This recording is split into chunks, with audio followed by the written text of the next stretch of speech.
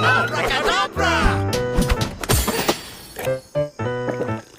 a mango. I'm a mango. Fruity finish. तुम्हें भी fun चाहिए? Yes. Mango fruity. Yeah. Mango Frooti fresh and juicy, too much fun. सड़क परिवहन एवं राजमार्ग मंत्रालय द्वारा पिछले 9 वर्षों यानी 2014-2023 के दौरान उत्तर पूर्वी क्षेत्र में 41,459 करोड़ रुपए की लागत से कुल 4,950 किलोमीटर राष्ट्रीय राजमार्ग नेटवर्क विकसित किया गया।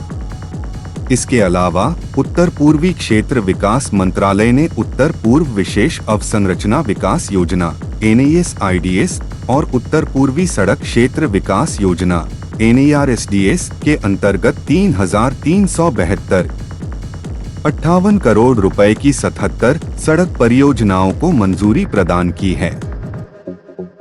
उत्तर पूर्वी क्षेत्र में सड़क अवसंरचना परियोजनाओं के लाभों में अन्य बातों के साथ साथ उत्तर पूर्व के लोगों को देश की मुख्य धारा से जोड़ना, आवश्यक वस्तुओं एवं कृषि उत्पादों की तीव्र आवागम, इस क्षेत्र के लोगों के लिए रोजगार के अवसरों में वृद्धि, क्षेत्र का सामाजिक आर्थिक विकास, पर्यटन उद्योग का विकास और क्षेत्र में औद्योगिक गतिविधियों में वृद्धि और इस प्रकार उत्तर पूर्वी राज्यों की समग्र अर्थव्यवस्था को बढ़ावा देना आदि शामिल हैं।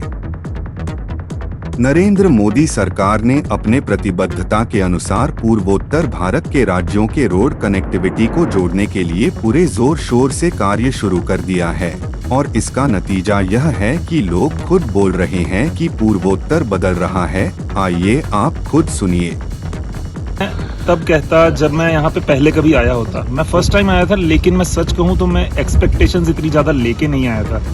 मुझे लगता था कि पहाड़ वाला इलाका है, माउंटेन वाला रीजन है, तो रोड्स वैसे ही होंगी, सिंगल लेन रोड्स होंगी, अच्छी होंगी लेकिन सिंगल लेन होंगी। लेकिन जब मैं यहाँ पे बागडोगरा आया और बागडोगरा से जहाँ से हमारी राइड स्टार्ट हुई, तब से मैंने इतना अच्छा इंफ्रास्ट्रक्चर देखा, रोड कंडीशंस इतनी ज़्यादा अच्छी देखी मैंने। 4 लेन हाईवेज, कहीं कहीं तो 6 लेन हाईवेज, और अगर कहीं पे रोड अच्छी नहीं थी तो वहाँ रोड का काम चल रहा था। तो आई वॉज वेरी इम्प्रेस्ड, बहुत बहुत अच्छा लगा मुझे। तो इस दौरान आपको मतलब जैसे जो आप लोग रॉयल एनफील्ड से आए तो कहीं ऐसे दिक्कत हुई, जैसे कि पहाड़ी की वजह से रेनी सीजन है, बहुत जगह रेन हो रहा है, कहीं पर दिक्कत हुई? सर बहुत ही एक्सपीरियंस्ड राइडर्स थे सभी, एयरफोर्स के भी और हमारे कम्युनिटी मेंबर्स भी, सब ने बहुत अच्छे से टैकल किया। हमें स्नो भी मिली, हमें स्नो स्टॉर्म भी मिला, बारिश भी मिली तवांग में हमें बहुत ज़्यादा, और लेकिन सब ने बहुत अच्छा बाइक चलाया।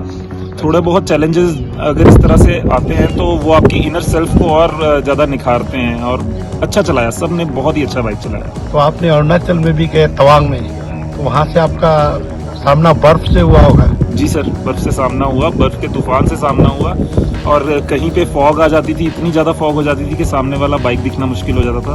सिर्फ उसकी टेल लाइट को देख के हम बाइक चला रहे थे। अच्छा।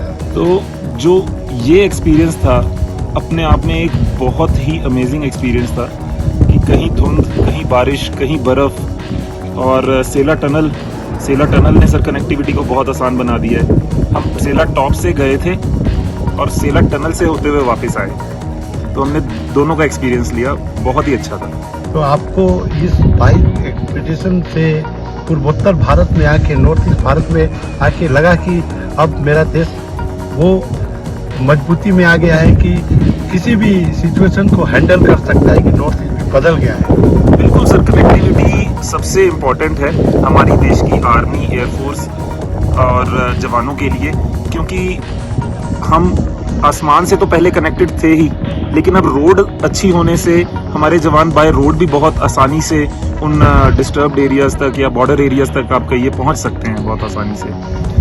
और जैसे सर हम अभी रॉयल एनफील्ड बाइक्स पे हम आए, सारी की सारी बाइक्स रॉयल एनफील्ड की थी। मेरी खुद की बाइक, मैं अपनी पर्सनल बाइक लेके आया हूँ सर। मुझे मतलब अपनी रॉयल एनफील्ड बाइक से इतना प्यार है कि मैं खुद अपनी बाइक को वहाँ से शिप करके मैंने ये राइड अपनी बाइक पे कंप्लीट की। बहुत ही ज़्यादा साथ दिया बाइक्स ने हमारा। 11 दिन तक हमने अप्रॉक्सीमेटली 3000 किलोमीटर्स की जर्नी की, और ये तभी पॉसिबल है जब आपके पास एक अच्छा बाइक हो। तो फिर आप दोबारा आना चाहेंगे?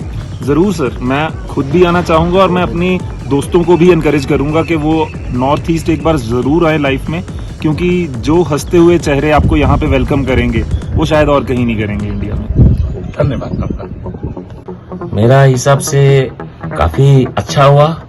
पहले इतना अच्छा नहीं हुआ था, अभी बहुत सारा अच्छा रूट काम किए है ये प्रेजेंट गवर्नमेंट्स, और मैं उन्हें धन्यवाद जनाता हूँ और आगे भी उनसे उम्मीद करता हूँ कि और भी बेहतर कुछ करे कनेक्टिविटी। और एक चीज के ध्यान रखे, नॉर्थ ईस्ट में एक चीज तो काफी पोर है, कमजोर है, जो चीज है पार्किंग के लिए।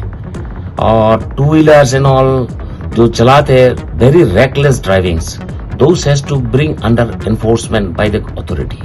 अच्छा, आपको लगता है कि आने वाले और 5 साल में पूर्वोत्तर का जो है नॉर्थ ईस्ट का, not only Meghalaya, north east का जितना भी जो गांव है, अंदर गांव चाहे जो भी हो, वो कनेक्टिविटी से जुड़ जाएगा? उम्मीद करता हूँ जुड़ेगा। काफी तेजी से काम कर रहे हैं सरकार और आगे भी करेंगे, ये हमारा अपेक्षा है सरकार से। और मुझे लगता है कि बेहतर करेंगे, मतलब कनेक्टिविटी पूरा बूस्ट हो जाएगा। जी, हमने जैसा मेघालय का कुछ गांव देखे, जैसे मेघालय में रहता हूँ, काफी सारे बहुत इंटीरियर में पहले तो आप गाड़ी लेके जाने में 4 व्हील बिना जा ही नहीं सकते, तो आज के तारीख में बहुत अच्छा रोड बना है। अब ब्लैक टॉप है, एकदम रिमोट गांव तक है। कुछ मेन रोड है जैसा कि very poor condition, even some national highways, those has to be taken into serious and experience the works. उस टाइम से बहुत बदलाव आया है। पहले गुवाहाटी से शिलोंग के लिए रवाना होते थे तो 4 घंटा 5 घंटा लग जाता था, 6 घंटा भी लग जाता था। परंतु अब जो सड़कें बन रही हैं, सड़कें जो बनी हैं वो इतनी अच्छी सड़कें बनी हैं, परंतु मेघालय में खास करके शिलोंग में जो जाम की स्थिति रहती है वो बहुत ज्यादा है। गुवाहाटी से शिलोंग पहुंचने में मात्र 1.5-2 घंटा लगता है, मगर मोलाई से लेके मार्केट तक पहुंचने में 3-3 घंटा लग जाता है। ये बहुत बड़ी विकट समस्या है। रास्ते छोटे हैं और ये देखना चाहें तो मेघालय की छोटी छोटी बस्ती हैं, वहां पर अभी सड़कें हैं ही नहीं। काफी सड़कें बन चुकी हैं लेकिन कहीं कहीं सड़कें हैं नहीं, मगर फिर भी सरकार बहुत अच्छा काम कर रही है और सड़कों का विस्तार भी हो रहा है, रास्तों का विस्तार हो रहा है। इन दिनों देखा जा रहा है कि जो अपर शिलोंग की तरफ जो रास्ता बन रहा है, हाँ, वो जो डाउकी वाला, तो वो ऐसा बन रहा है कि अभी जैसे 4 घंटा लगता है तो शायद 1.5 घंटा लगेगा। कैसे कि मार्ग का बहुत ही सौंदर्यीकरण हो रहा है, सड़कें चौड़ी की जा रही हैं। परंतु यहाँ की जो सरकार है उनका ध्यान मैं आकर्षित करना चाहूंगा कि मेघालय में, शिलोंग में जो बाजार की स्थिति है, सड़कों पे इस तरफ दोनों तरफ फुटपाथ पे बैठने वाले लोग हैं, रास्ते छोटे होते जा रहे हैं। हो कहीं अनहोनी हो जाए तो फायर ब्रिगेड को जाने को रास्ता भी नहीं मिलता है।